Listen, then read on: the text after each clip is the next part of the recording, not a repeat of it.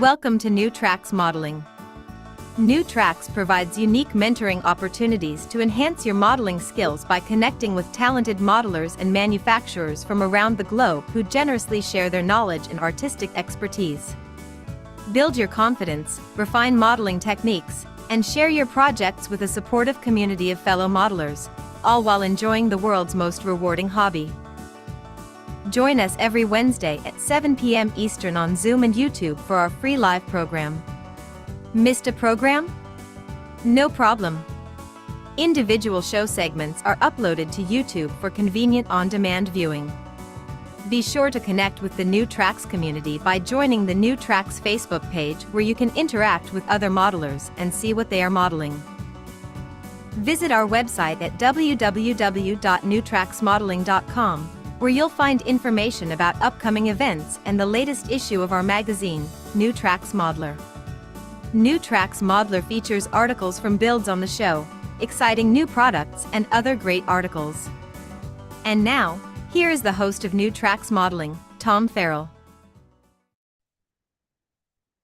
Good evening and welcome to New Tracks Modeling, coming to you live on Zoom and YouTube, as we do every Wednesday night at 7 p.m. Eastern. We're pleased you're joining us this evening. This evening marks a 6-month milepost since I've taken over the show from our founder, Jim Kello. And in addition to the changes in the format of the show, our readership is up, or viewership is up 10%. We want to keep moving that mark up, and with partnering with people like Al Pugliese, he'll be a guest this evening. We're going to figure out ways to double, triple, and quadruple our viewership. Before we begin tonight's program, I want to take a moment to reflect on the incredible response we received on our launch of our New Tracks Modeler magazine. It's a new digital magazine that premiered in June. Right before the show, I previewed the July issue to some of the Zoomers here. It's even a bigger and better issue than the premiere issue, so encourage you to spread the word on that one. Additionally, the subscriber base for that magazine continues to grow, and our subscriber base is growing as well. So if you're a seasoned modeler just starting out or enjoying the hobby from the comfort of an armchair, you're welcome here. As I said before, this broadcast and our 5 platforms are part of a larger vision that Jim Kello, New Tracks mentor and master model railroader, started. All of our New Tracks platforms are free to participants, powered entirely by a team of volunteers dedicated to the model railroading community. Before we get tonight's train rolling, let's hear a word from Brennan's Model Railroading for sponsoring this evening's program. Tonight's New Tracks Modeling Meetup is sponsored by Brennan's Model Railroading. For over 25 years, Brennan's Model Railroading has been offering unique products focused on the O-scale market. Their flagship product, Brennan's Better Ballast, was an instant hit and continues to be the industry leader. The prototypical size and natural color blend of real crushed granite make it the choice for discerning modelers. Since then, Brennan's has developed a complementary line of natural ground cover materials. Brennan's also has craftsman kits that anyone can build. The complete photographically illustrated instructions assume you've never done this before, and explain in step-by-step detail how to create an outstanding model. The Frank Ellison Tribute series of kits are amazing additions to any layout.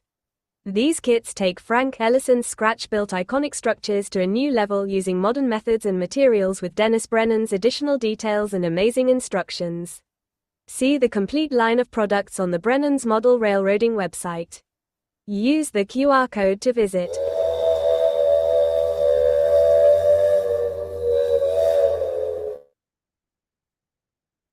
As I say, we don't have high expenses running New Tracks live. We do have some expenses. Nevertheless, I encourage you to support our show through Brennan's Model Railroading. I myself will be placing an order for some of that ballast that he's advertising. I'm going to begin the second half of my Rustic Buff and Old Gothic, and it's going to feature Brennan's ballast on that side of the layout. If you can support him, he supports the show, he supports the scholarship. And now I'd like to look ahead on what's on tonight's program. In our Master Modeler series, I'm pleased to have Al Pugliese on this evening. Al is basically become a video YouTuber phenomenon with thousands of views. And we're going to work together where we can and partner where we can. He's actually going to help us get our viewership up. We'll do a little self-promotion. We have things like our magazine circulates about 10,000. So there's things that we can do to mutually benefit one another.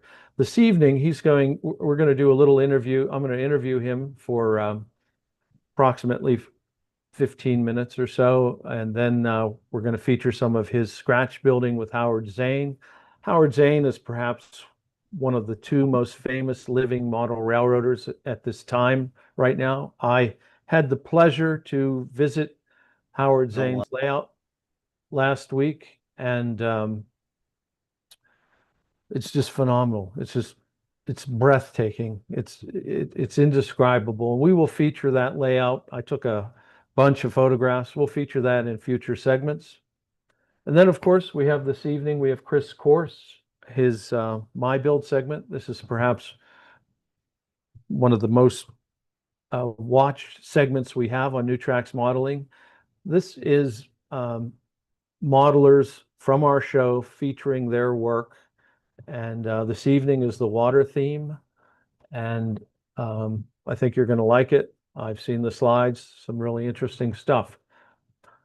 So before we roll into our first segment, I'd like to spotlight our New Tracks Modeling Scholarship Program, run a short video, and then Bob Davidson, our chairman of the program, will say a few words on the scholarship.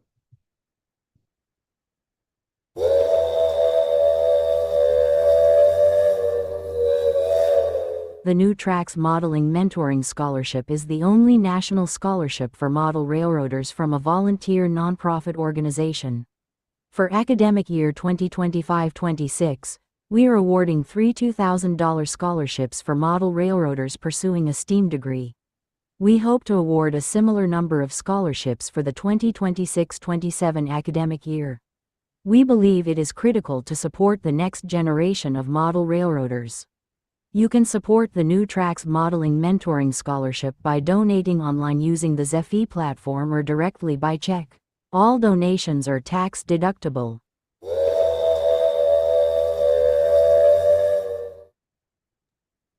I'd like to spot Bob, and why don't you say a few words on the scholarship, where we are and what's going on? Sure. Thank you, Tom. I'm really pleased to announce tonight officially that for the 2025-26 academic year, the New Tracks Modeling Mentoring Scholarship will be going to 4 young modelers. We'll be offering $8,000 in scholarships next year to 4 very deserving young modelers so that they can continue their studies in STEAM programs at colleges. You'll meet them in 2 weeks. I'll tell you their names. It's Brock Durham, who's from South Carolina, Dean Dice and Mateo Cuo, who are from California, and Aiden Kinney, who's from Colorado. So we're coast to coast now with students who have heard about the program, scholarship program, have applied and have gone through our vetting process. And we just couldn't be happier that in just 3 years, this means that we will have granted $15,000 in scholarships. And this is all made possible because of our corporate donors, our individual donors, the volunteers, the folks on the board and on the committee, those folks that are going to the trade shows and train shows for us. Thank you, Greg. Greg does a lot for us. So it's been a team effort. we are absolutely thrilled with the results, and I think we all deserve a pat on the back for what we've done in just 3 short years. So on July 9th, just 2 weeks from now, I believe that's 2 weeks from now, we will be hosting the 4 winners. You'll get to meet them all. Tom, I hope we'll be interviewing them because he does it so well. And you'll get to see some of their projects, hear from them on what they're studying and just how much this scholarship means to them. And finally, I will say, as Tom says, this is an ongoing operation. If everyone, right now there's 35 people online. If half of you could give $10 or $15 or $20 to the scholarship, know that 100% of the money goes to the scholarship. We have virtually no overhead. If you use the Zephy platform, they don't charge us any fees. But we're already looking forward to the next year's scholarships. And now we've set a goal, and we hope to be able to grant at least 4 in the 2026-27 year. So you'll be hearing a lot more from me and from the other folks on the committee in the coming months.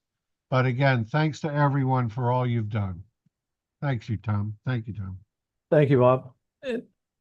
For, I don't know, 6 months now, I've requested that our viewers on Zoom and YouTube make a contribution, and I'm the treasurer, so I have access to the checking account. To be truthful, I haven't really seen any deposits. $10 is not going to hurt anyone. If you could write a check, put it in an envelope, send it to the address on the ad, or go use your QR code on the website, or go to one of these videos. $10 or $20 really makes a difference. And I myself will be promoting just today, I spoke to the National Narrow Gauge Convention, the fellow that's running the clinics, and he's going to let me do up to an hour. I don't know that I could talk an hour about the scholarship, but he's going to let me do a segment or clinic at the National Narrow Gauge Convention in St. Louis this September on the scholarship program. He said there's a high interest at the NMRA in promoting the youth in the hobby, and he thinks it's an excellent idea, and he thinks I'm going to fill the room. I hope so. So I don't want to push it any further, but thank you for those that have made contributions this past year, and we look forward to your support next year.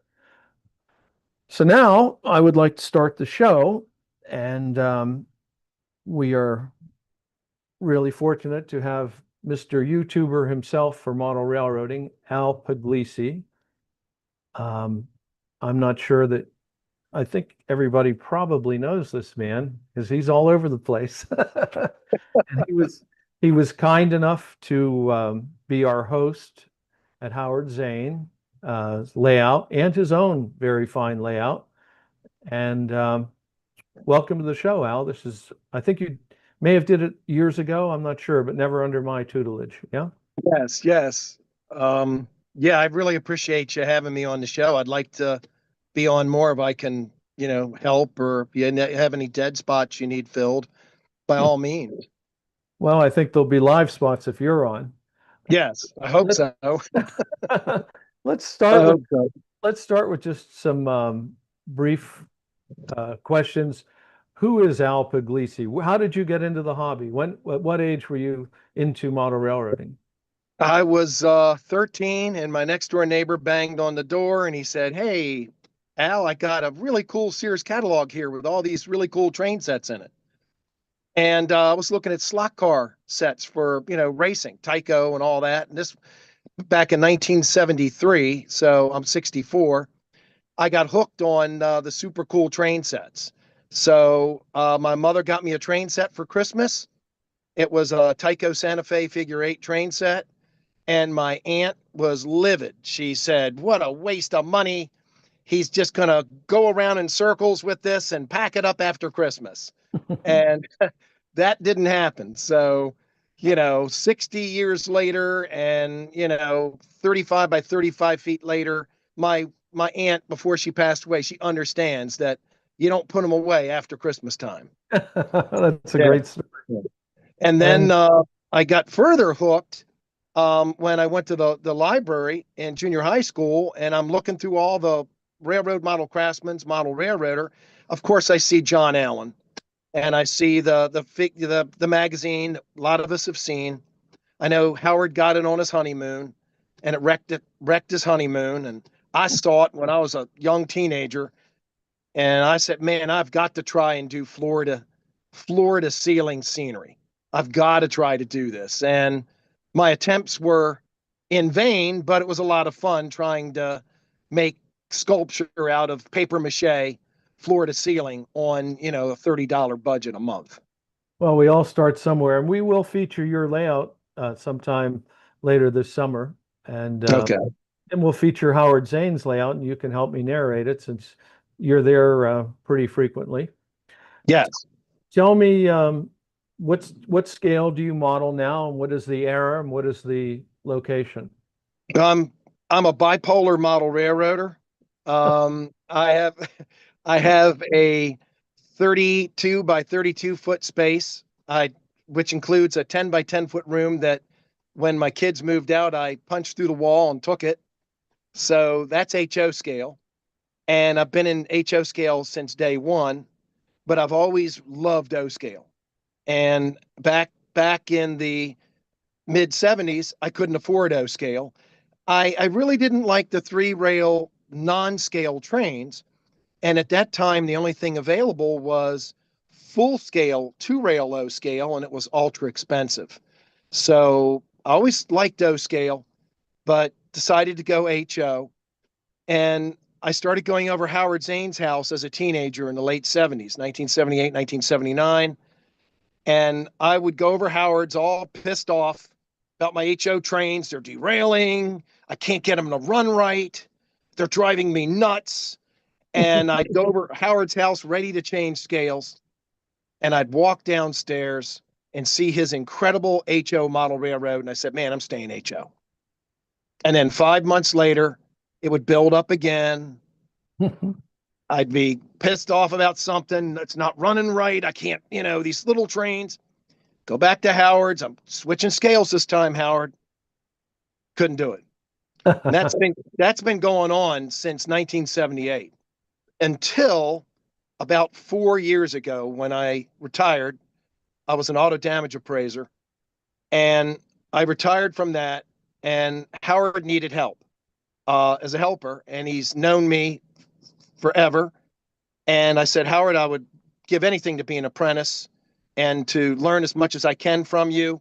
And it's an incredible honor to be able to build structures with him and to have just the greatest time of my life working with him. And he allows me to build his designs. He allows me to take a little bit of artistic license off his designs and build something. The two of us build together.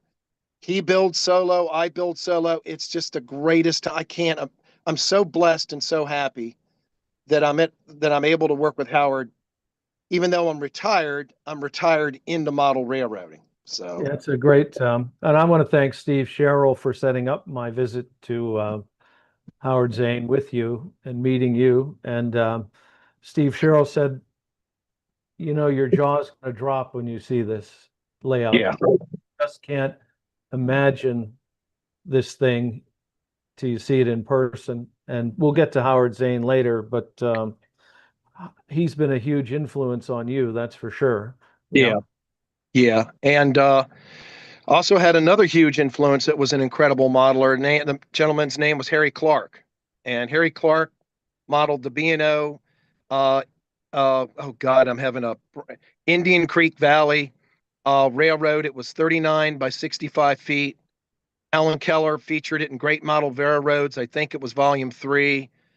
His layout is every bit as spectacular as Howard's. Are there And photographs of that somewhere, or is it? oh yeah, yeah, you can get on my YouTube channel, and if you go to my playlist, you can look for layout visits, how to do it videos, and you can click on Harry Clark videos. And I've collected a bunch of Harry Clark stuff. Let's But Alan Keller did a great model railroads, and I think it's either volume 8 or volume 3. And he became like an adopted granddad to me and my wife. And he taught me almost every scenery technique that I use now. Howard's taught me some, but Harry Clark, he's passed away, but I learned so much from him, using real moss, using hydrangea, wild hydrangea for the trees, real logs, sassafras logs, logs in the log pond that float. I've got moss on the layout that I've treated with glycerin that's 20 years old, and the moss is still soft. Hmm. So between Howard and between Harry Clark and George Celios, who I have read everything in the world about, I absolutely love him as well. And I finally met him for the first time. We've written back and forth, and I've sent emails, and he watches my channel sometimes, but I finally met him at an open house about 2 years ago. And so I've had some incredible mentors in the hobby. I've been let's really blessed. let's talk a minute about your I will call it a phenomenon, your YouTube channels. How can our listeners, our viewers, how can they find you, and what can they expect when they find your videos on YouTube? What's on there? What's the how do you get on there? What do Well, you you could type in, if you type in a search, Howard Zane on YouTube. I'm going to move my phone over here a little while over here, so it's not, I'm downstairs in the train room. If you do a YouTube search, Howard Zane, you're going to wind up on my channel. If you start poking around Howard Zane, you're going to wind up on Al Pugliese Trains. And I decided not to use something simple. I decided to use something, my name, to get it out there. So it's Pugliese, Al Pugliese Trains. But if you type in Howard Zane, it'll come up. And 80% of the videos on YouTube that are Howard Zane, I've done on my channel. There's 700 of them, of Howard and different people. So that'll get you over to my channel. Now, once you get on my channel, you really want to subscribe. It's free, doesn't cost anything, and you won't get any emails. But YouTube is I don't know that much about YouTube, believe it or not. But what I do know is they look at the number of viewers you've got. And if one of your videos, for some funky reason, goes viral, YouTube will automatically see, wow, this guy just had 50,000 views on his dog video or in his cat video. Maybe he's got something here. Maybe we better start pushing his videos up to the front.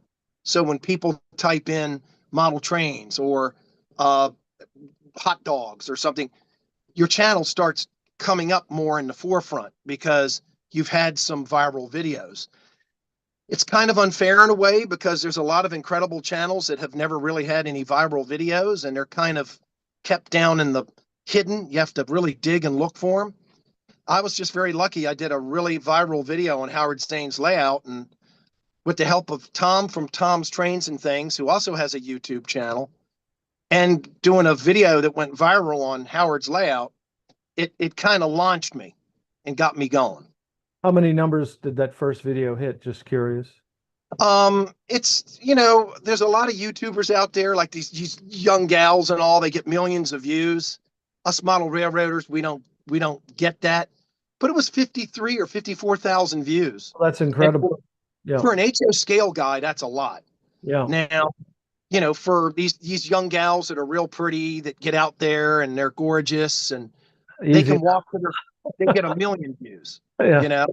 Well, There's nothing I can do to get 1 million views. If I jump off the Empire State Building, I'm going to get 10 views. Yeah. Just remember where to send your models if that happens. So, Yeah. well, that's incredible. Let's why don't we take a look at some of your I have a PowerPoint of some of your videos. Let's take a look at that, and you can narrate that. Oh, just a moment here. Yeah. Just a moment. Everybody see that? Yes. Great. So here's the first photo. Tell us a little about Clab Fork Coal Company. All right. Well, I fell in love with O scale, like I was telling you guys. And about 5 years ago, 4 or 5 years ago, I've lost count. When I dropped into Howard Zane's house, I said, "Hey, Howard, I'm retiring from my work as an insurance adjuster." And Howard was delighted. And he said, "Well, finally, you can get into model trains. Why don't you work with me? Why don't you let me teach you?" And it was the opportunity of a lifetime. He had 25 O scale structures that he had been building for a West Coast client. He's a high rail O scale modeler. And, my latent bug for O scale, when I saw these models that Howard had built in O scale, I just about dropped to the floor. I needed smelling sauce. I mean, they were incredible. The bigger size and the super detail and the larger size was just breathtaking to me. And I said, you know what? I've got to get into O scale. So my wife, being very upset, but as good as she is, I had an old garage on my house and we added on to the house when my dad passed away. So I have two garages. They're L-shaped. And that's going to become an O scale layout. And that's going to feature Howard Zane's designs. So this is one of them. This is all the buildings Howard and I build. They're not prototypes. They're Howard's designs out of Howard's imagination. Howard to sit down with a pen and paper, a pencil and a piece of paper, and say, "You know what, Howard? Why don't you come up with a general store, a country store in West Virginia?" And before your very eyes, in 5 or 10 minutes, Howard to draw the building you see in front of you. Here, draw a black and white sketch of that building, and it'd be beautiful. It'll look like something that should be in an art gallery. And Howard's very modest. "Oh, these are 10-minute sketches." And they are, because I was sitting there with Howard and he, before my eyes, in 3 to 5, not even 5 minutes, 3 minutes, he did a sketch. Yeah. Could put on the wall. Yeah. And the shadowing and the super detailed sketch. It looks like something that somebody spent 3 hours sketching. Yeah, it's amazing. And within 5 or 10 minutes, it's out of his mind. He's got these buildings, like this building right here. This is an O scale build of the Avon Inn. It's a fictional hotel that all these are Howard's designs. And he drew this up, built it in HO scale. And then I said, "Howard, we've got to build this in O scale." So while Howard was working on a mansion for a client, I was in the same shop working on this. So Howard was working on a mansion. I was working on this hotel. This is, again, all these are Howard's designs. Give us an idea. There's not something here for measurement, but what is the width of this for our viewers? I mean, approximately how large? The HO one it's this one, the O scale one. Okay. This one here is about, I would say, 15 inches wide by 40 inches long, by probably the cupola height's probably 16 inches. What I'm trying to impress upon people is not only are they beautiful scaled models, but the sheer size of them is just so impressive. Yeah. Yeah. And all these started life as HO builds. Howard's built thousands of structures over the years. He's famous. He's known for that. And every one of these originally started out as HO builds, but the client wanted O scale builds. So this building was called Slab Fork, but I changed the name to Glab Fork in honor of John Glab. I don't know if any of you guys knew John. John Glab had Peach Creek shops in Laurel, and John Glab was an expert on brass train pricing and brass trains, and he was a really good friend to Howard and I. And I decided to use Howard's design, but name it after John Glab Fork. This one here is about 28 inches long by about 13 inches wide, and it's probably a foot tall. For people that aren't familiar with Mr. Zane's work, he models in HO scale, and Yes. when I photographed his layout, I have a pretty critical eye of modeling that I keep my opinions to myself normally. I could not find any flaws in his modeling. I was looking for him, and he's modeling an HO. I mean, the guy is just incredible. So you're working, and this is a beautiful model done by you. So you're working off of a great teacher. Oh, he sat there and he watched me, and I'll tell you what, if I do something wrong or if I do something he doesn't like, oh, I'll hear about it. Because, when you become friends with Howard Zane, you're friends with Howard when the sugarcoating ends. And Yeah. he says, this looks like crap. Rip it off and redo it. How did you mess this up? This looks but Tell we're us a little about friends the, are, tell us a you little know, window shades in here, which are pretty spectacular. How did you do those? What's going on in there? what the windows, Yeah, inside the window, the curtains. What are we doing there? Do those? just masking tape. These are mostly Tichy or granite line windows. And this particular one has got window shades, which is masking tape, vanilla masking tape, and painted on curtains. And I'll just go in there. Howard showed me where you just go to the backside after you put the acetane in behind the window, and you just take some white craft paint, some off white or some beige or some antique white, and you dry brush the curtains. You don't want to put it on heavy. You want to just dry brush them on there so that it looks like the curtain is transparent, like a real curtain. You know what I'm saying? When you look through a white curtain, Yeah, has that's that transparency. great technique. And tell us about the, I guess that's just a alcohol stain on the walls. Is that correct?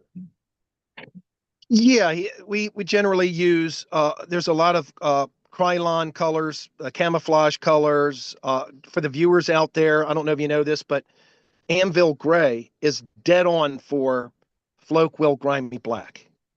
And you can buy it at the hardware stores. I think it's Rust-Oleum. It's Anvil Gray. This one is different colors, Anvil Gray, Howard stain. Howard mixed up a special brown stain. And then we go over it with alcohol inks and pastels, pan pastels. Yeah, very nice. What do we've got here? The Sinclair gas station. Yeah, that's one that Howard whipped up in 5 minutes. And it's an O scale build for my O scale building. And a lot of our customers are half for HO and half for high rail scale. These high railers that are buying these, legacy high rail scale trains and MTH trains, there's not many really high quality structures available for them. And, if you go to York or something like that, it's rare that you see really, really super detailed, really high end structures. And these are O scale, so they're right at home on high rail O scale layouts. So these things, the high rail scale guys and O scale see these and like, oh my God, I've got to have this. And they don't want kits. They want them built, weathered, and ready to put on their layout. And that's what this is. Excellent. Oh, here's a sketch. So tell us, he literally does these in 3 to 5 minutes, and Yeah. this one's a Yeah. little. Uh, Go ahead. I said to Howard, Howard, I want a bakery. And he made me build an HO bakery. And I loved the look of it, but I didn't want to duplicate it in O scale. So Howard said, well, I'll draw you up a bakery. And I worked with Howard. I said, yeah, I'd like water tanks on the top. Yeah, I'd like it to be stone and brick and wood. And Howard drew this up in I don't even think 10 minutes. So you can see the top sketch looking down from the top. And then he sketched on a grade the building. And this literally was like a 10-minute sketch. And when I was there, Howard had a drawer full of these sketches, and I pulled them out and I was going through them, and it's like going through Da Vinci's work. I mean, there was a lot of interesting sketches there. Yeah. And he's, these are junk. I don't want, he's very modest. He is. doesn't He doesn't want people, Howard, I'll frame this. Oh, this is not worth framing. Yeah. He's very modest. And what's interesting, Tom, is for my training, here it is, knock yourself out, go pick up, go pick all the windows and doors out and knock yourself out. And of course, if I have any issue, any trouble, Howard's sitting right there. And, these are solo builds that I did, but Howard was building other O-scale buildings for the client. And we double team. Sometimes we split the build. Sometimes we do solo. This one is solo, and the stairs you see there, I'm going to change. That's not the way the stairs are going to be. It's just temporary stairway there. This building here wound up getting a big out of hand. This building wound up getting 48 inches across by 18 inches deep by, God, 18 inches tall, 20 inches tall. This thing grew real big, real quick. It's a very attractive building. Yeah.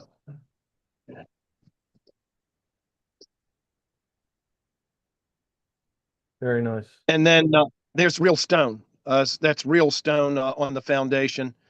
You can go out I went to Ace Hardware and asked for gardening stone, and there's a number you can use. Stone from Scenic Express. You can use, this is the Rio Grande River stone. It's multiple colors and it's good for O scale. Worked out good for O scale.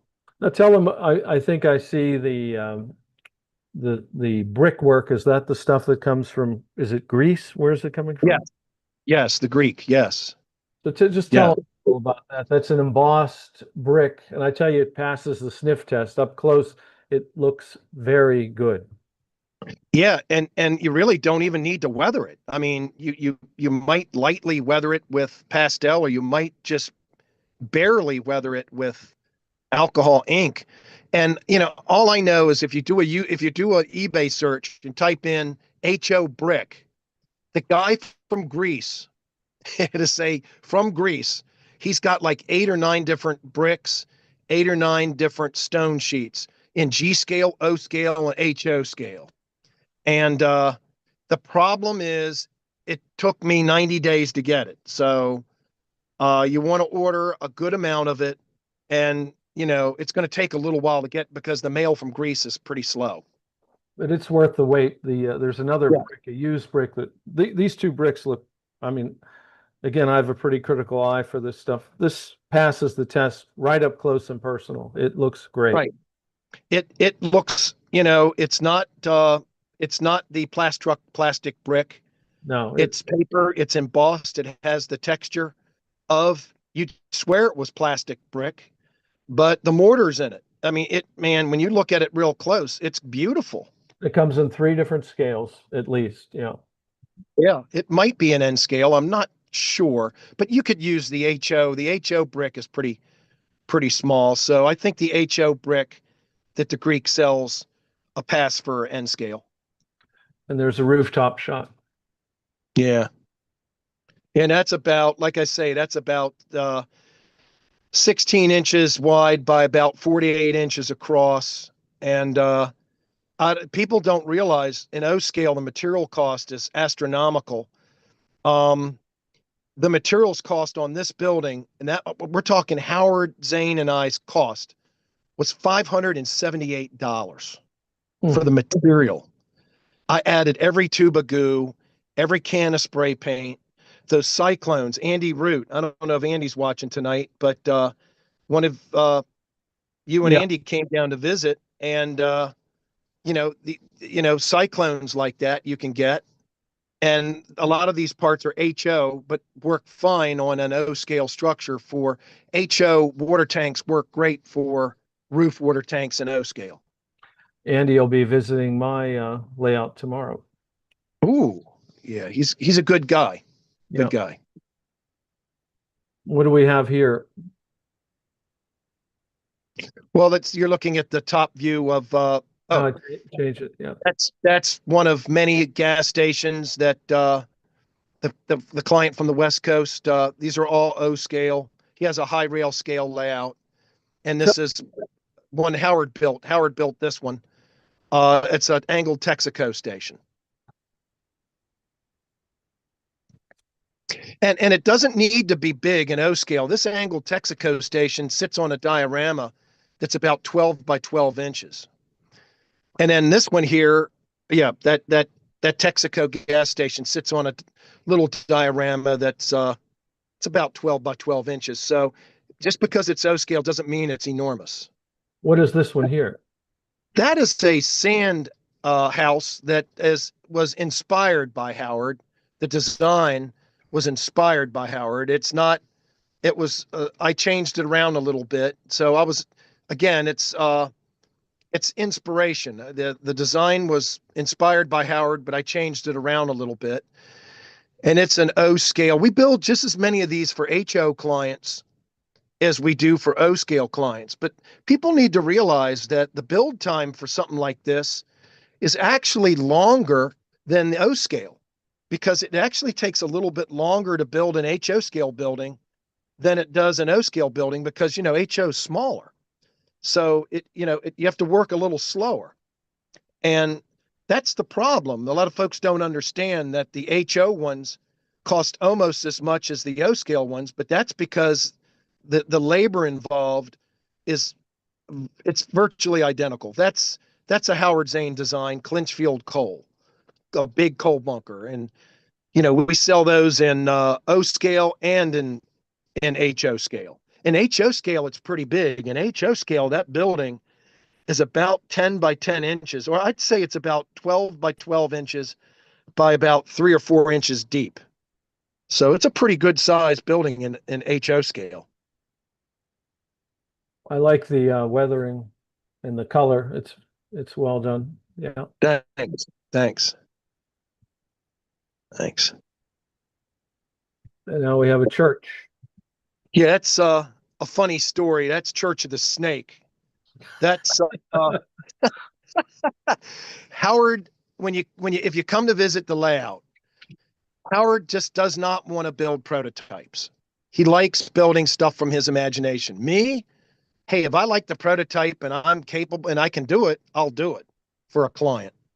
But this was one of the only prototypes on Howard's layout that Howard went on a date with a young lady somewhere down in rural North Carolina. Howard is into old time music, and she played old time music. And she said, look, Howie, look, Howard, you got to go to church with me Sunday. Please come to church. And Howard said, okay, I'll come to church. And he went to church, this church. And Howard said he thought it was a child's funeral because the preacher came out with what he thought was a child's coffin. And the preacher opened up the coffin and started pulling rattlesnakes out of it. And Howard went right out the window. He went right out the window and just he doesn't remember whether he went out the stained glass window or whether he went out the window you see on the other side. And he built this church from memory because he never forgot what this church looked like in North Carolina. So this church may still be standing somewhere. It's a beautiful model. Thanks. That's the O scale version. You know, we do them in HO scale or O scale. The HO one is would probably be about, I don't know, 14, 15 inches long by maybe 10, 11 inches, 12 inches wide, 15 by 10, 15 by 12. And this O scale one is, you know, twice that size. Well, let's take some questions. We are a live show, and any of our Zoomers that have any questions for Al, now's the time. Al, it's Pat Yeah. here. Hey, Pat. How you doing? That gas station, does that door go up and down? No, it's glued. It's glued. Like, I guess it could go up and down, but it's glued up. I did one similar to a gas station where the door goes up and down, and I had a heck of a time with the track work on it. You know, I'll tell you, we did some we built a O-scale engine house, an Appalachian design Howard did for a O-scale client. I have a mini Dachshund, and he sits 6 inches off the ground, and he's about 18 inches long. And the dog could live in this 2-stall engine house. But we were knocking our brains out trying to figure out how to make the engine doors hinge, open and close. And we bought all these expensive metal hinges, these O-scale metal hinges, we went to the hardware store, all this nonsense. And it just dawned on me, let's just take some cardstock and score it and glue it on there. And, those hinges were perfect. I mean, this thing the doors have been opened and closed 500,000 times. And the hinges are just made out of, a good thickness of cardstock that just, it's folded and it worked. So Nice. Do we have any other questions Thanks. for Al out there in Zoom land? Well, I've seen a bunch of your videos, and I was wondering, with the exception of you first, putting up some of Howard's videos, what got you started in recording and posting up other people's layouts? How did you start going down that path? I just wanted a channel to do three things: to promote me and my retirement and say, hey, folks, I'm Al Pugliese. If you need help with your layout, super detailing, or you want to buy Howard Zane structures from us, or you need help taking down a layout, or you need help like with scenery, contact us. And then the other portion of the channel was also Jim Kellogg's recommendation. He said, you should feature Howard Zane because Howard was incredibly well known at the time, but we have a whole new generation of millennials that really didn't know who John Armstrong is. They don't know who John Armstrong is or who Howard Zane is. They don't even know who George Celios is. So I figured, well, another thing for the channel will be to showcase these great modelers and their layouts. So I wanted to be like a TV show, kind of. It's to entertain. It's to try to get people in the hobby.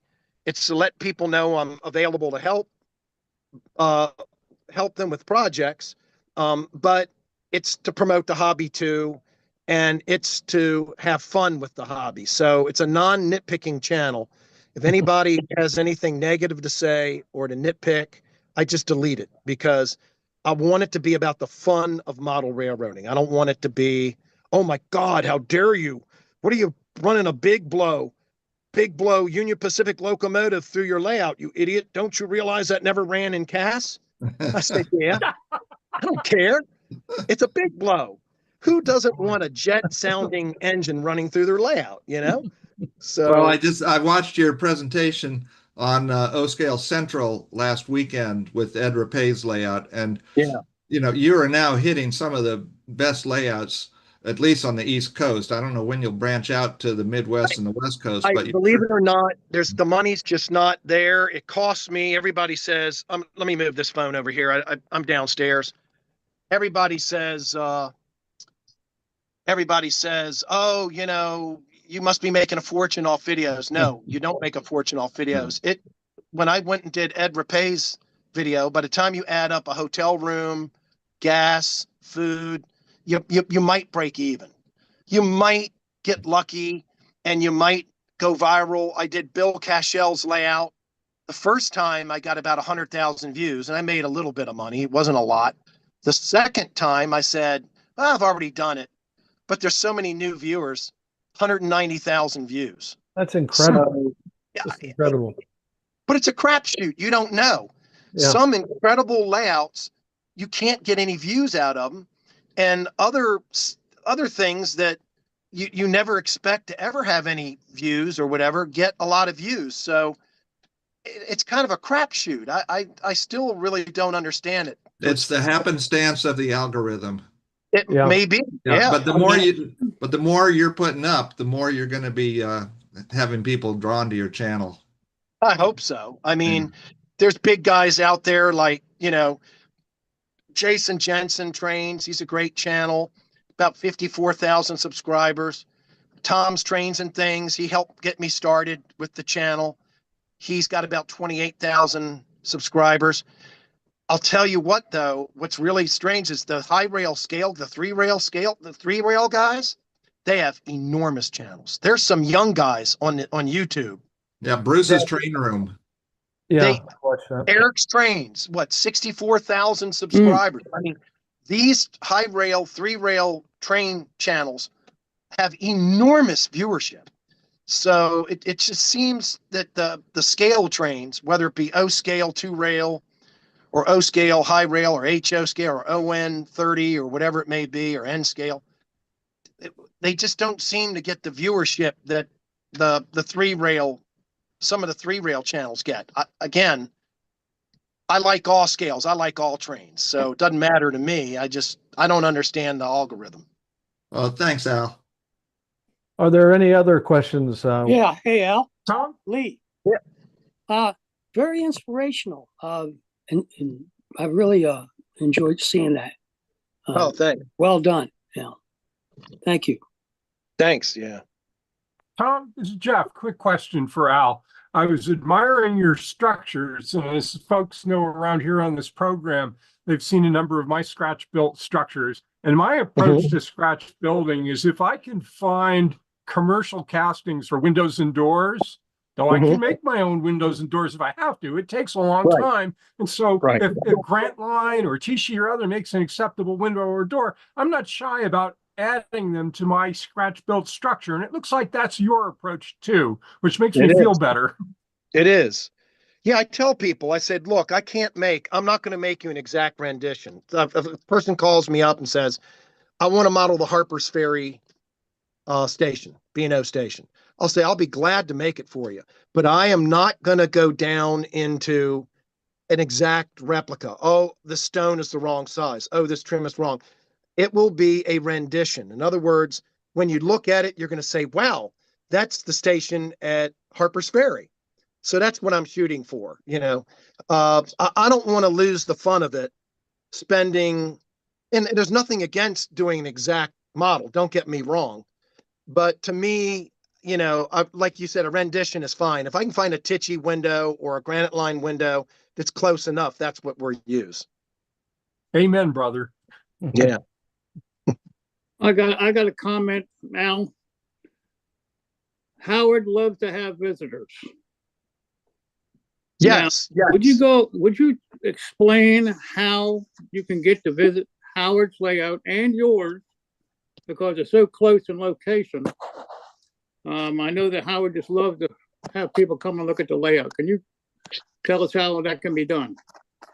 Best way, we can't, it's a sad world nowadays where, used to have open houses and, you'd get 20, 30 people pop up and stuff would get stolen. It's a different world nowadays, and he's 87 years old and he likes to be downstairs with folks, but due to his age and everything, it's hard for him to get down there, even though he has a riding chair. But, if you're a serious modeler and you're able to get down to us, go to my channel, subscribe to my channel. I've got contact information on my channel. You can shoot me an email through my YouTube channel, and, we can set up a time where, you might be able to come over and see the layout. And plus it's like a hobby store. It's the world's greatest hobby shop. It's got about 400 brass engines for sale, 300 freight cars, and like 40 different buildings in HO scale or O scale. I mean, it's the greatest place in the world. It's like Santa. It's like the North Pole. Yeah. Also, your videos are not only on layouts, they're also take place at train shows, right? Train meets and things like this. So, where you interview participants. And yes. So they're just done very, very nice, very nicely. Thanks. I mean, I'm not a professional cameraman or nothing. I'm learning. And Mitch, if you're watching out there, Doc Lovelace, he's helped me a lot, man. Let me tell you, he is an upcoming channel, folks. He is. Yep. Just wanted to say, hey, before you got off there, buddy, what's up? Man, What's up, everybody get your butts over to Doc Lovelace's channel and subscribe. It is so I don't have a channel yet. We need them on. We need them on. I will in about a month. Most of them new tracks. You can still subscribe, because in YouTube's eyes, they want subscriptions and they want views. And it's like, I have friends that have channels that are 10 million times better than my channel. and they can't get out of 4,000, subscribers because they just never hit a viral video. So I'm not quite sure. Again, I've tried everything. I've had my dog do crazy things. I've done some comical videos. Let's. I don't know. I think you're doing great. Anybody that gets what's your largest video? Would you say 180,000 or something crazy? About 192,000. That's pretty good. I would say that's pretty good. Well, let's wrap this up. And I really appreciate you being on the show this evening, Al. And thank you for helping coordinate our visit to Howard Zane last week and sharing your generous time at your layout. And we'll have you on the show again. And let's see if we can do these cooperative things, get our readership up. And we've really polished this show up, and we're not getting those kind of numbers. So we got to figure out what the magic elixir is, I'll put the word out. Well, thank you again, and appreciate you being on. Thanks. Okay, so next up is our segment, our My Build segment, which is one of our most popular segments on the show. And before we go to the My Build segment, the sponsor is Model Resources. Let's play that video.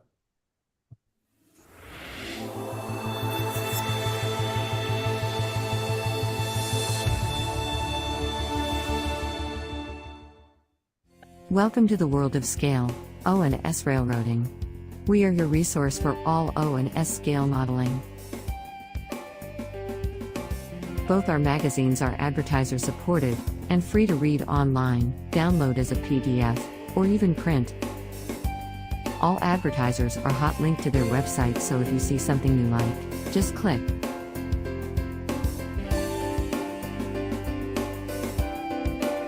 Please check out our websites for the current issues. All back issues available free for the O-Scale Resource and the S-Scale Resource magazines. And, if you are a manufacturer, distributor, or retail establishment, please contact us through our website for advertising opportunities.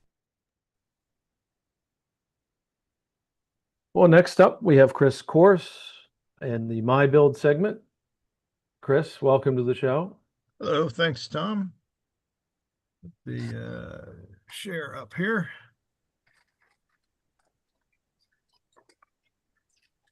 And we'll go to this. There we go. All right. Okay. Oops. I don't think actually. Sorry, guys. I started in the middle. All right. Let's try this again. Okay. Tonight is my build featuring water. That helps to use the right mouse. There we go. All right, June 25th. Like I said, this month's challenge is water. At the end, we'll go over the results from the survey that I'd asked you guys to take for the last couple months. All right, first up, we've got Greg Cassidy. You up, Greg? Yep. Saw you earlier. Yep, there you are. Ready to go, Chris. All righty. Modeling encompasses building a lot of things. It can be modeling a structure, modeling a locomotive, modeling a rail car. Scenery, you're modeling scenery when you build it. And I'm just going to have a really short series of pictures here. Two different ways of modeling water. The first way is using gloss Mod Podge, which I have in a small bottle because I only use it for small areas, and I'll show you what I mean. Next slide. So this was the abandoned factory that I had built a few months ago, and I knew I wanted to have some standing water inside it because one of the skylights had fallen in. This shows where I had dripped Mod Podge and the gloss version on the floor. And it took about 4 applications, and this shows it while it's still drying. But the next one, you'll see what it looks like. So this is when you look in, either through a window or if you look in the roof or anything, it looks like there's water on the floor. And gloss Mod Podge works great for that. It doesn't do depth very well, but if you just want a puddle somewhere on a sidewalk, on a street, in a building, Mod Podge works really good for that. Next slide. Now, if you're doing a deeper pour, I like to use Envirotex. This is a two-part resin epoxy, and I believe it was primarily created to put that kind of heavy clear coating on bars and stuff. But it worked its way into the modeling world maybe about 15, 20 years ago. This is the third package that I've had of it. I had to date them because they do go bad after about 15 years. But I use this for deeper pours, which I've done a river on my layout. I've done a number of dioramas where I had deep rivers in them. And I used it again just last year. Next slide. When I was refreshing my layout and doing more scenery for an open house last year, I had this little depression, which I kind of said, well, I can just have some weeds in it, but why don't I make it into a little puddle? So I already had the depression there. I blocked off the end of it with some tape and caulk. You want to make sure it doesn't leak. And then just did 2 pours of the Envirotex after you mix it up. Next picture. And so this shows my little puddle. And it really only took about 4 days to make if you count all the drying time in between pours. And then, put some weeds around it and everything.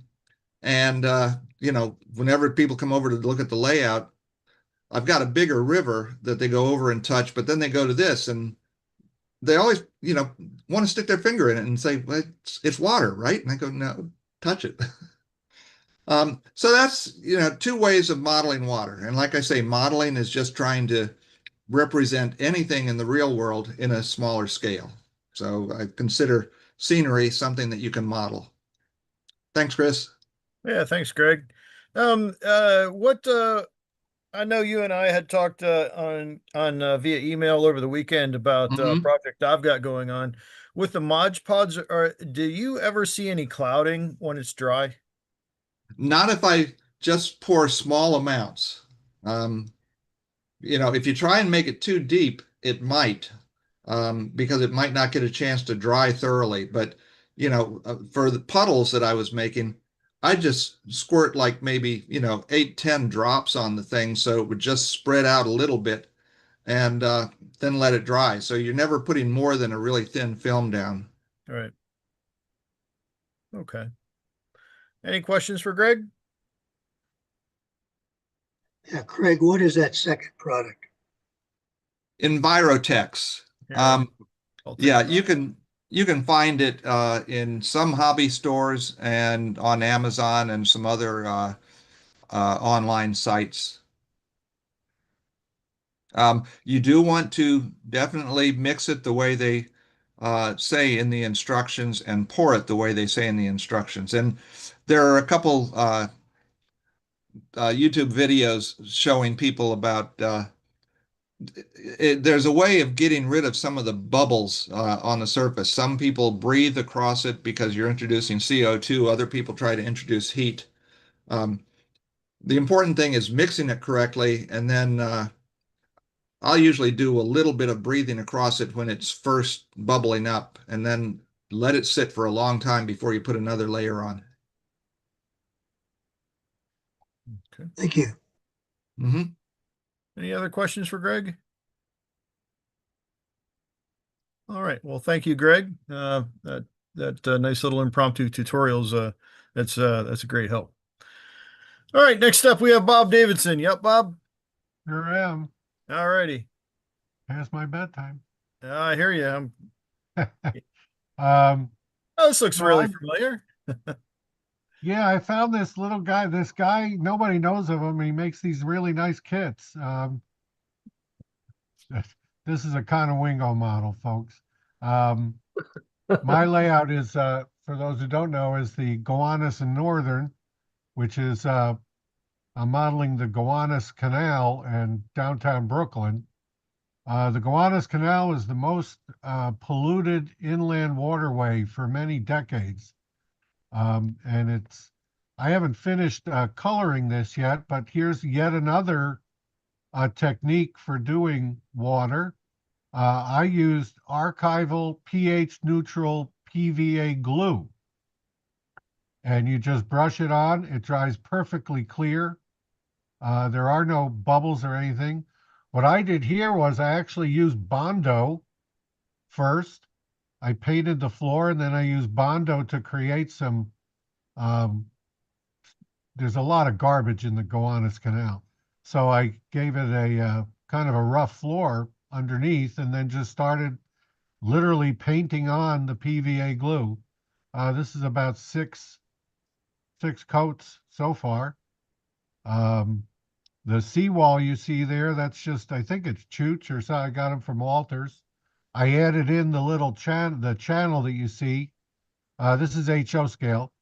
And then put in some nuts and bolts and to hold the channel to the seawall.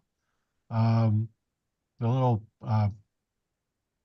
things there with the tires on, that's just 1/8 inch dowel.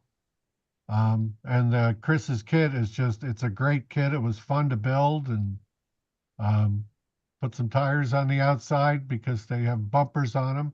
And they do use these, this type of ship in New York. I saw pictures of it in the New York Harbor. So that was kind of cool to do. You see the little buoys in the right picture there. Those were 3D printed. Is there, I think I sent you two more. Yeah, I think there's one more videos. slide. Yeah. So here you see the other side of it. I haven't started ballasting yet. That's my next project on the layout, but this is just a great little addition. It's just like a little dead end inlet. The Gowanus Canal almost looked like a street layout. It had a lot of arms that came off of the main inlet. So this is just, he's going to pick up the garbage at the end of this little inlet there. Somebody threw maybe a dead body. You never know. Refrigerators, sandbags, concrete. So yeah, so this is just a lot of fun. And again, thanks to Chris, it's a great little model and easy to put together, but really a lot of fun to build. So that's my water. All right. Well, thanks for sharing, Bob. Are there any questions for Bob? Hey, Bob. I'm working on that river scene right now. Can you give me just like maybe a 10 or 15-second brief kind of overview of that material, that glue material you're using? Sure. You can get it at just about any art supply store. I'll read it. If you can spotlight me, I'll hold it up and show everybody. But this is Lineco. I got this actually on Amazon, and it's just a neutral pH PVA glue. It's a white glue, like you would use for any PVA, like Tite Bond or anything like that. This just happens to be neutral pH, which I think helps it dry really clear. So it's Lineco neutral pH adhesive. And I think this is a quart, and I think it was $14. So, and my wife didn't want the smell of a two-part epoxy down here, so she wouldn't let me do that. So it does, even though it's a white glue, you're saying it does dry relatively clear. Totally clear, not relatively clear, totally clear. All right, excellent. Thank you. Cool. So we do have a YouTube question. What kind of ships will go to the canal, Bob? Mostly scows. Used to be a lot of cement scows would actually come into Brooklyn and pick up, because of the location on the island, they would pick up sand and concrete, and then they would use the scows, the barges, to take it over to Manhattan. Okay. Are there any more questions for Bob? All right. Well, thanks for sharing, Bob. Thank you. On. Next up is Tony Dixon. Are you up, Tony? I'm here. There you are. Okay. Sorry, I don't think mine was water related. No, but you showed up some stuff, so that's good enough. So I designed and built an ON30 railroad truck, for lack of better terms, or inspection car. This first picture is the parts that some of the parts that I designed and printed, just sitting there before any partial assembly on it, based off of a Ford Model Model T vehicle. And it's way out of my normal scale and not normally what I design and build, but I had a friend up in Minnesota ask me if I'd tackle it. So, do you want to go on to the next picture? Sure. Next slide. I scratch built the doors out of some 0600 styrene and some 0300 half round for the hinges. Added the, I believe it's actually a handbrake in the vehicle in the middle there. It looks like the shifter. Go ahead to the next slide. And there's what it looks like assembled. Scratch built the flatbed on it. The chassis is 3D printed. I used gold decals from a decal set from In Quarters. Decals are actually 64th scale fire truck accent decals and stuff. Made some nice scroll work and fancy details on the outside of it. We'll go ahead to the next slide. There's just from the other side, and you can see the gold details a little bit better. The flatbed scratch built out of some toothpicks that I had. Painted it in a forest green metallic, and then the seat is a moss green acrylic paint.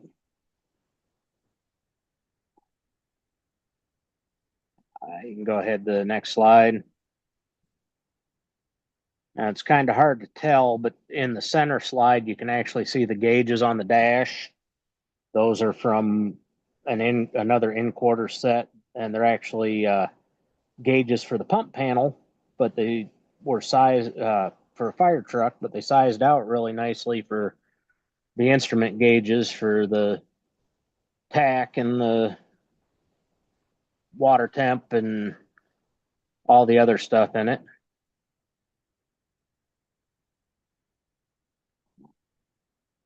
I don't remember how many pictures I sent. Just two more showing the detail a little bit better. Yep. But yeah, there's actually the whole mess because they'd gotten 3 as kits from me to build themselves. And the one that I built was just making sure everything fit right in case I had to adjust anything in the design. And I gave them the 3 kits and gave them the completed truck too, so they could use it for a reference on how to put the kits together. All right, I think that's it. Let's make sure. Yep. Okay. That's it's nice work. Great detailing on that. Are there any questions for Tony? All right. Well, thanks for sharing, Tony, and we look forward to seeing what you come up with next time. All right, next up we have Stu Grelnick. You up, Stu? Here we go. All right, cool. All right, you have a ton of slides, so. Yeah. All right, so yeah, like I said in the email, I tried to put them in what I thought would be a logical order. So, yep, just start going through it. Describe what's there. Yep. So this is actually 3 years ago. I got into RC tugboats. So this is a kit, and you can find RC. This is 1/48 scale or 1/50, depends on them. They're both pretty close. And this one is actually plank on hull kit. It's the first one I'd ever done, plank on hull. The other ones had just styrene hulls. The disadvantage of this is it got water in it, which they do. And I hadn't put enough epoxy coats on the hull. And we were running at a pool, and all of a sudden the thing was going underwater. The planks had opened up. So I'm in the process right now of I had to strip everything and put a lot more epoxy on it. Next, these are two barges. The barge on the right, the coal barge or dirt barge or whatever, I started making these quite a few years ago and selling them at train shows. It's a fairly small, because I have a fairly small layout waterfront. It's all expanded PVC on that one. The barge on the left, I got information from that based on one of the covered barges in New York City, New Jersey area. And that one's still active today. It's like a museum piece. They have concerts and stuff in it. So these started out just as waterline things on the layout. When I got into the RC tugboats, I put bottoms on it. So these actually, you'll see pictures of these on the water. Next. This is a work barge. Again, the expanded PVC, found a lot of detail parts that I, around, and made this again as a waterline kit. And then eventually now I will put it on the water. And I do actually have some metal rods that I run in the posts, so I can actually have it sitting there on the water, or I can tie it up to the barge. Next. This is the one you just saw in the water. Nice thing is I have two RC controllers, so I have 3 working tugs, so I can alternate which controller is running what. And I can actually have 2 at the same time running. I like this one just because the older style. This is European, possibly British or Great Britain style of tug. Next. This one here, the neat thing about this is I saw a picture of a tugboat moving a old Victorian house in Tiburon, California. This model of the building is 3D printed from a company in San Francisco. It is O-scale. And so all I had to do is paint it, and the cost was like $60, $70 for a fully assembled structure. They do a lot of really nice Victorian things. You just have to search, for what the name of the company is. I don't have it right now. The tugboat on this is a American style tugboat again, 1/48 scale. I went with the 1/48 scale just because my barges, will also fit my layout. Next. Here you can see on the left is the covered barge with another tug. This tug actually was built. This is the first tug I had. It was built by somebody else, and unfortunately the guy passed away, and they were looking to rehome it, and so I got it. It was assembled. I ended up though painting it and adding the details like tires. In the right-hand picture, you can see that it's towing both the work barge and the coal barge or dirt barge. Next. Here, same thing from the top, the work and coal barge, and on the right-hand side, towing tug. I live in Salem, Mass. This is in Marblehead, and it's a really nice little pond, basically owned by a group of RC sailboat guys. And so it's nice and sheltered, nice and small. You get access all the way around it, and it's close. And the thing is, if you look at the color of the water in both these pictures, it's green. And I also volunteer on a tall ship at Salem Maritime. And when I look at the water, it's green. So for me, my water areas, and you'll see it on the layout, are going to be green water, not a blue water, which is not local to the East Coast ocean. Next. Here's running it in a pool. This was at a senior living center, and we took all of our things down there. The white tug is not mine. It was somebody else's. But what we did is, we would get the two together and run them and turn them around and actually work the two tugs together. The barge is another one I made. This one is actually like a 3-foot barge, and it's pretty scale to what they would run on the Mississippi River. Next one. Here's my waterfront. You can see it's pretty jam tight, but you can see how my work barge, my coal barge, my covered barge all fit in there with the associated buildings around it and the green water on it. The water is just painted with green paint and then clear polyurethane to cover it on the top of it. Next. Again, this one, this is a 2-foot work barge.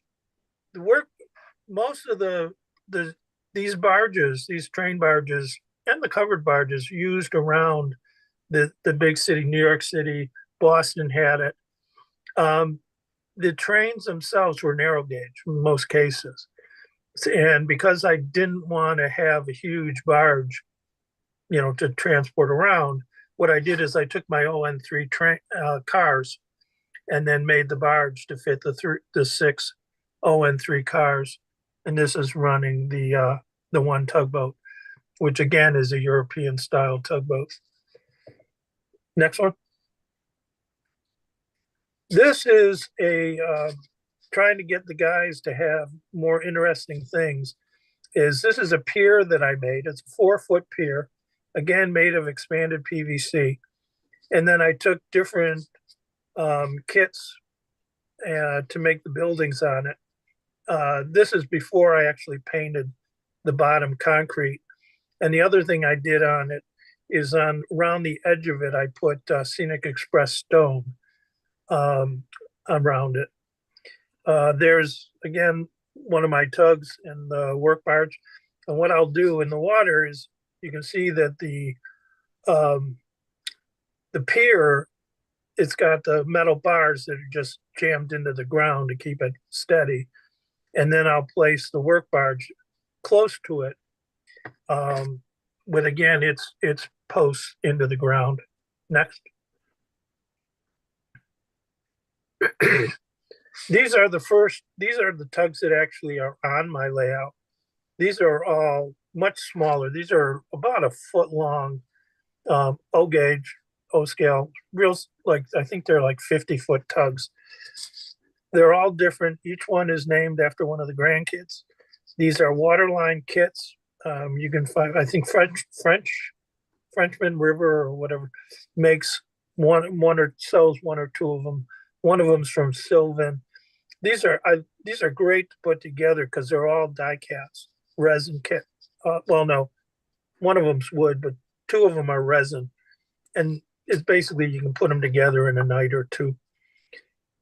Next one. This is on the layout. This is a little pond area.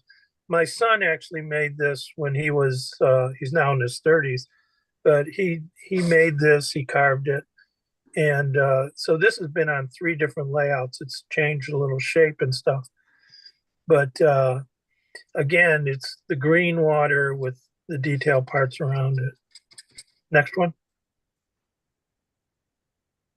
Some more pictures of the waterfront area.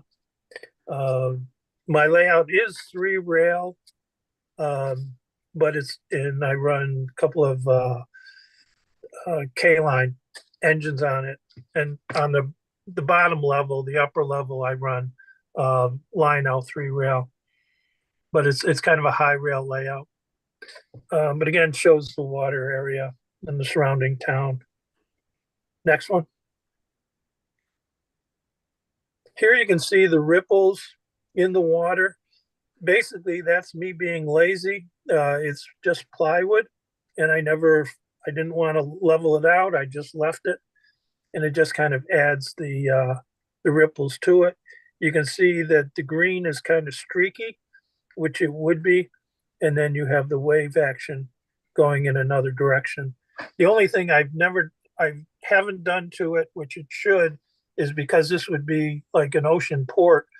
I should have tide lines on the actual stonework, and I'm going to be doing an open house this fall.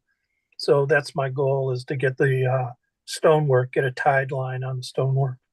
The airplane kit was just a plastic model, again 1/48 scale, and the Coast Guard boat is also another kit. I'm not sure who makes it, but it's again O gauge.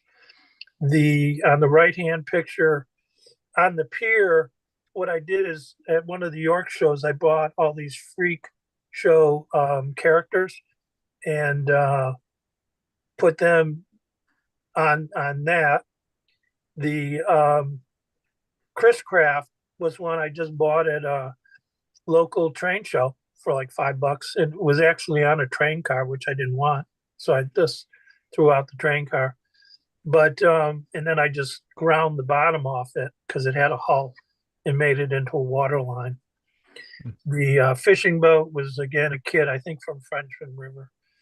The red hulled boat that was made by another builder, Brian Inch, and I swapped him one of my structures for that at a train show.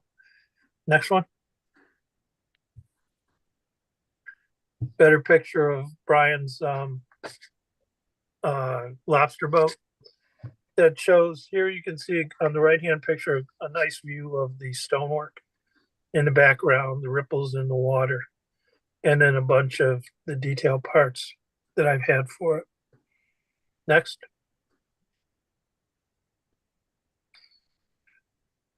This is again looking at it from where you walk into the layout. Next, the lighthouse on the left, I think that's a chooch structure.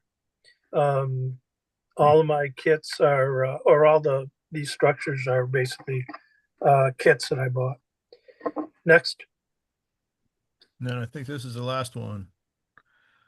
Okay. This is the night view. And if you look in the right-hand picture, you'll see one of the buildings, the lights on the interior, they're not incandescents, but it's very bluish color. And what I found is at Home Depot and at Christmas time, or actually most of the time, they sell these little battery powered puck lights. And you can turn these puck lights on with a remote control. I found that I can stick those into buildings that I've never done any, haven't put lights into, and turn them on and off. And just, it's a real quick and dirty way of adding lighting to some of my buildings. Next one, or that's it? Yep, that's it. Thank you. Question? Well, thank you, Stu. I mean, this to me, this is exactly what we want to represent on the show, and that you've taken us off into a completely different world, and you've shown us boats that actually float. So that's Yeah. awesome. Kind of drags us into actually even a different hobby, even. So that's pretty cool. Yeah, So, I find I run my RC boats much more than I do my trains. so fantastic work. It's a very very cool diversion from what we normally see. So thank you for that. Are there any questions for Stu? It's not a question, but I really like the way the lighting is reflecting off the water. That's something that I've seen a lot of lighting on layouts. I've seen a lot of water, but seeing the reflections of light in water is something I don't remember seeing too often, and that's really dramatic. And I like the way you achieved that, Stu. That was pure luck. Well, a lot of our best builds are pure luck. Yeah, I- we I call it understand that. happy accidents. Yeah. Yeah. Excuse me. Stu, that ship on the right, the lobster boat, that's from Frenchman River Model Works. They're a friend of the show, just for Yeah. the record. Yeah, I've gotten a number of these smaller ones from them, and I like them a lot. Yeah, they regularly support the show. Good, Right. good. Yep. Alrighty, any more questions or comments for Stu? Alrighty, well, thanks, Stu. Hopefully there will be a next time for you to bring more things to for us to see. Yep. All right.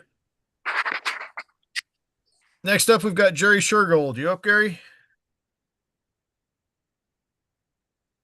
I'm here. All right.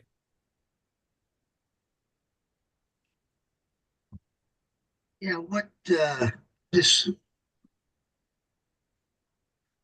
what I do when after doing a lot of railroad modeling, I break away and I go to and make these 3D kits, and they're actually puzzles. They're all metal, and you can see the package on the right. That's how they come. They come in sheets, and this unit here is the Flying Dutchman. She's fully rigged. It's about 12 inches long and maybe about to the top of the mast, about the same. So it'd be 12 by 12. And this is the most difficult one that I've ever built. This unit here came with 8 sheets. So you start off with 8 flat sheets and you end up with this beautiful all metal 3D model. Next slide. Now, as you can see, the models are really extremely detailed. This vessel has 38 cannons, and you'll see a close-up of the cannons on the deck. All the rigging's there, everything is there. And when you get finished, it turns into quite a beautiful model. Next slide. Now that's just getting an overall view. As you can see, the Flying Dutchman was a ghost ship, and the sails are all ratty. You'll see some close-ups of the sails. They actually look like cloth. Next slide. Now there's the detail on the right, showing some of the detail. As I say, the kit itself is very highly detailed. You can see the cannons. You have to remember what you're looking at a 3D model, but when you get it, these are all flat sheets. And each one of these little detail parts was like, I think the cannons were, I think 4 or 5 different pieces that you put together to make one cannon. And again, this thing had 38 of them. There's the hatches, the stairs going up from the decks. And on the left, you see it on the back of the sailing ship, those things projecting out are actually lanterns. Next slide. Now this is the front, and on this thing it has a floating front. I don't know what you'd call that, but we're only front sails that are attached to, and it's got a sort of a toothed front pointed edge and mouth on the front of the ship. I don't know if that's the last one or not, Craig. I think this might be the last one. Yeah, this is just to show you the 2 different sides. And the just the detail and all the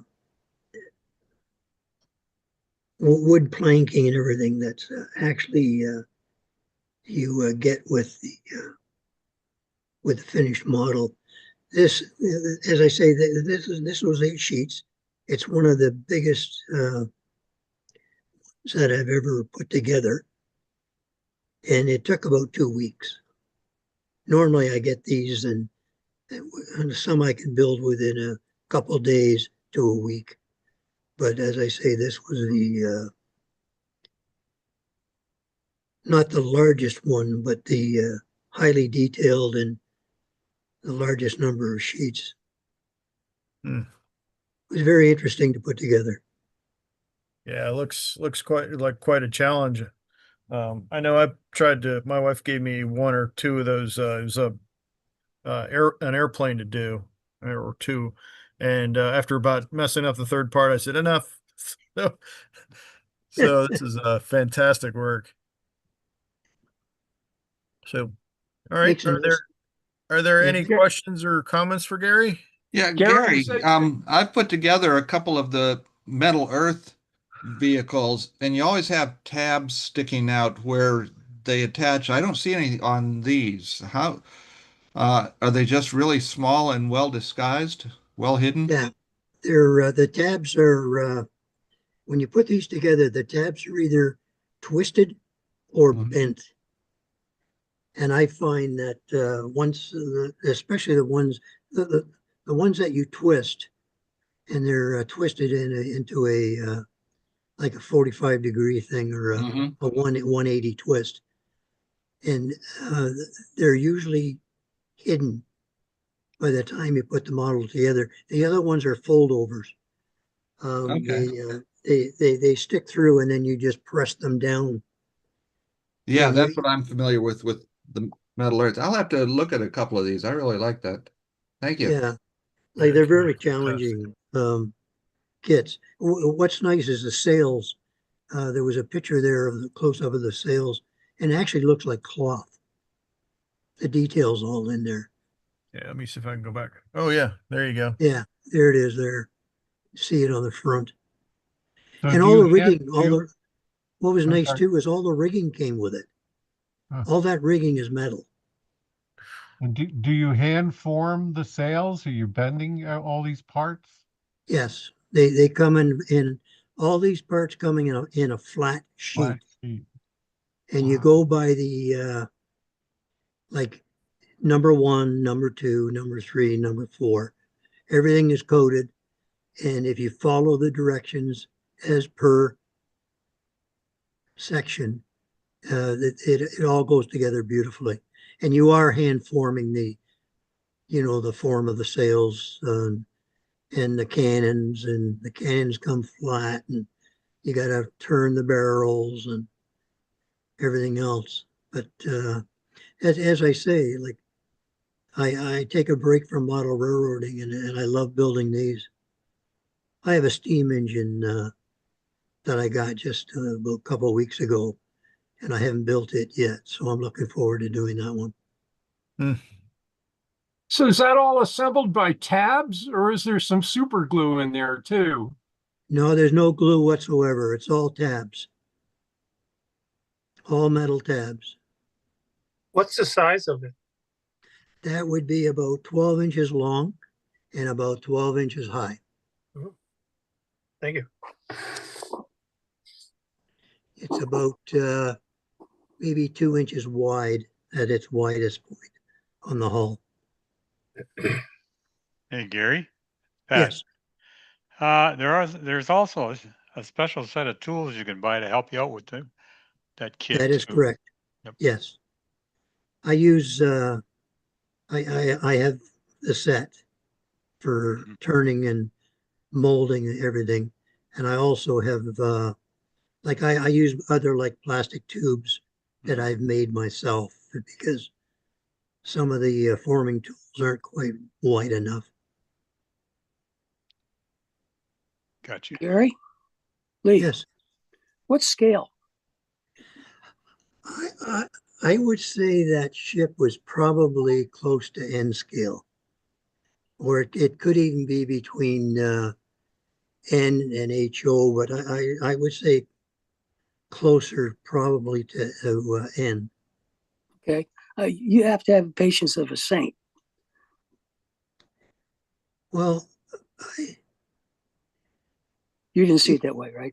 These models are they're a breakaway for me. Like I build a lot of Jordan trucks, or Jordan cars and trucks, and I find this relaxing, believe it or not. Oh, okay. Yeah, it's they're once you get into them, and I built airplanes. I built the Star Trek series. I built stagecoaches, all the same with the flat sheets. I built a complete train engine. I think it's 3 cars and a caboose. It comes in a set, and they're very close to N scale. Well done. Yeah, this is another example of taking us someplace that we wouldn't normally go. So thank you for doing that, Gary. Well, thank you very much, Chris. Any more questions for Gary or comments? All right. I think we have. Wait a minute. We're missing Bill Stimson stuff here. Hang on a second.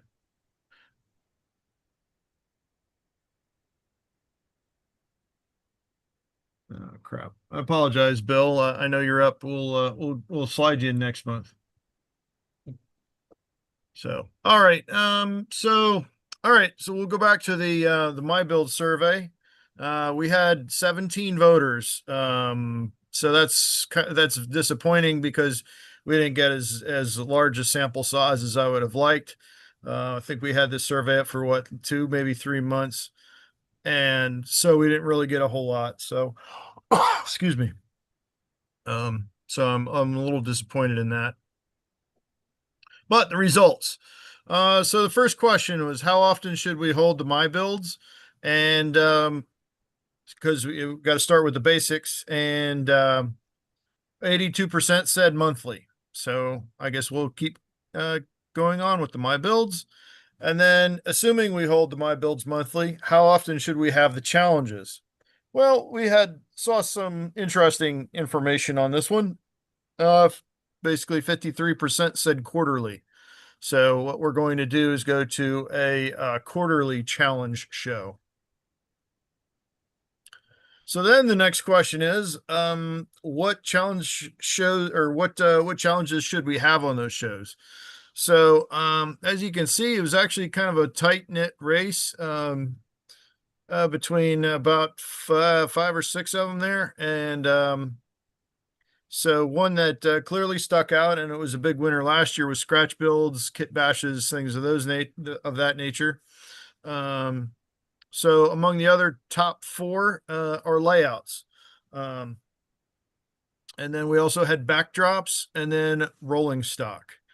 And so I kind of took a look at this, and I'm kind of wondering if maybe we should incorporate some of those other items into some of the winning challenge themes. So I'll look at doing that a little bit down the road as we get closer to our next set of challenges. But all right, the next question, should we limit the number of photos per person? Because we have, again, tonight was a good example. Sometimes people show 4, and then I think Stu gave us, what was that? Something like 30 photos. It's like, should we regulate that? And the overwhelming answer is no. So just send those photos in and we'll include them. And then the next question is, would you want a different host? Because just got to ask these questions. And then so it looks like you guys are stuck with me for another year on the My Build challenges. And then this is where it starts. Well, this question is of those people that participated in the survey, about 71% said they have participated in the My Build. And then the next question, are you planning on participating in the future My Builds? So basically 77% said yes. Essentially 18% said maybe. And then understandably, there are some people that have decided that no, they, for whatever reason, they cannot or will not do a My Build. So the next question is kind of, this is where everything went off the rails because it looks like there was no clear-cut answer. So the question is what if you have not participated in My Build, why? And the first of all, the way that I set up the Google survey, it kind of led us astray in that those people that had participated, it should have skipped this question. Unfortunately, it didn't. So we ended up with some really some bad data on this one. People have said that they haven't participated for a number of reasons. And so I think we're just going to leave it. We're going to throw this question out because it really doesn't provide us with any good data. So the next question is how most commonly do you view new tracks modeling? 71% said on Zoom, and then 18% said recorded on YouTube, and then 12% said live on YouTube. So that was some interesting numbers that I hadn't really taken a look at before. So here's what we're going to do. Here's the plan. Everything is subject to change. So July and August, anything goes. And then in September, the challenge will be backdrops. And then again in October and November, anything goes. It's a free-for-all. December challenge will be layouts. And then January, February, anything goes. The March challenge will be rolling stock. And then April, May, anything goes. And then in June, 364 days from now, the challenge will be scratch builds. So that's where we ended up with those. And like I said, I want to try to possibly incorporate other things into some of those challenges. One of the ideas I had was combining backdrops and layouts. But then that would open up a whole other show for one of the other results. So if anybody has any feedback on that, please let me know. Is everybody happy with the results that we've gotten? Anybody have any comments on these results? No, I think, even though you didn't get a large response, that the response you did get points us in a good direction. And for the most part, we'll be following what the people who voted want us to. And I wanted to thank you for all the work you put into this, Chris. I know, it took a while putting everything together and then following up on it. Yeah, really, the putting this survey into Google Docs takes maybe 10 minutes. The hardest part of it was coming up with the questions to ask. And it's just a matter of asking the right questions. And like we saw on the one, I didn't ask the right question, so the data got a little haywire on that one. Okay, well, I take it back then. No. I appreciate what you do, Chris. It's a lot of work. Fantastic. Great. I'd like to see you add one more to the challenge: industries for model railroads. Okay, we could throw that in the mix there at some point, I think. Thank you. And rolling stock could be anything with wheels. Yeah, pretty much. Yeah. And like I've always said with any of these challenges, and I've said it again at the bottom of the screen, is basically anything you can do to fit into the above categories. Like I actually had one a little water diorama that I've been working on that's just like a log overpass that goes over a creek. I was going to bring that in, but it actually is becoming quite a task that I think is actually going to lead into a segment all on its own. But anyway, onward we go. So thank you for watching. Thanks for those that participated, and thanks for those that asked questions. That's once again, I think this turned out to be a great My Build, in that it pulls us in all these different directions, like what Gary did, what Stu did. It pulled us off into different places that we wouldn't normally even think about. So that's part of the where we're going with the my builds is pull us off in different directions, take us out of our comfort zone, show us something different. I know Tony Dixon is good for that, in that he'll take us into the farming world, and it's like, okay, where are we going? And it always turns out to be something kind of cool, but it's not a road that you would normally go down. So thanks to everybody, and I guess I will turn it back over to you, Tom. Yeah.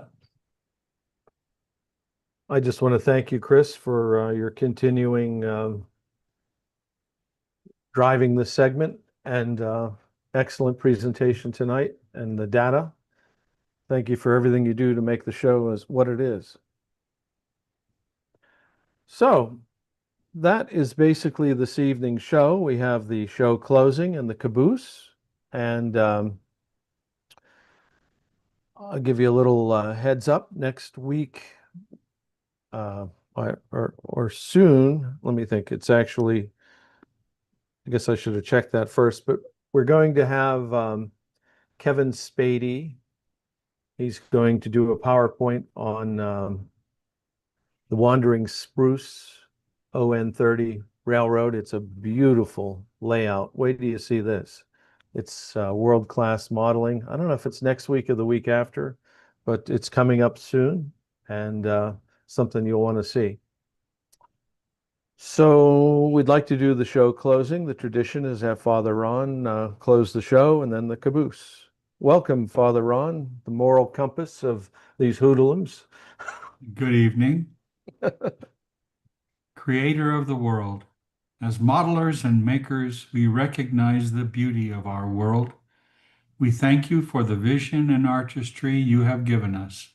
Continue to bless us with your creative spirit. Amen. Thank you, Father Ron. And next we have the caboose. Phil.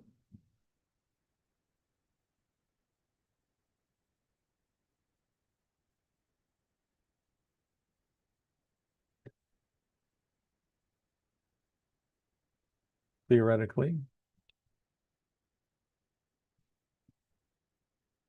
There he is.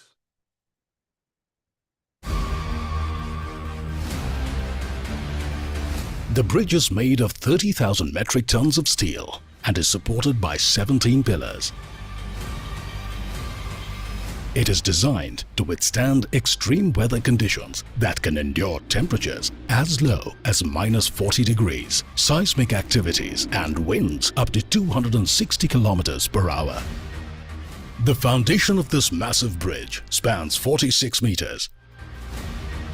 That even if one pillar gets damaged, it can still support train travel at speeds of over 100 kilometers per hour.